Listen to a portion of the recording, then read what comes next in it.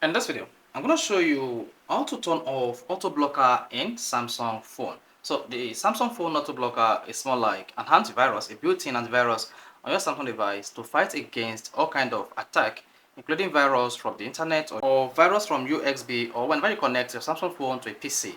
Now in this video, I'm going to show you how to turn off the auto blocker on your Samsung phone in case when you want to install APK app on your device. So the first thing you want to do, you want to turn off auto blocker in Samsung phone is go to your Samsung phone settings. On the settings page, just scroll down and make sure you click on security and privacy. Under security and privacy, just scroll down a bit and then you should see auto blocker here. Then click on auto blocker.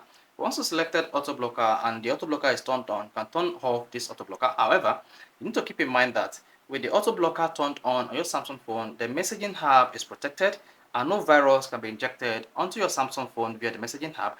And the auto blocker also block command by USB and turn on app security checks. It also blocks software updates by USB cable. So if you connect a USB cable that can inject virus onto your Samsung device, the auto blocker feature will make sure the virus is blocked and it cannot affect your Samsung device. However, to turn off the auto blocker in Samsung, all you need to do is turn this feature off and you see a button that says turn off auto blocker, then tap turn off.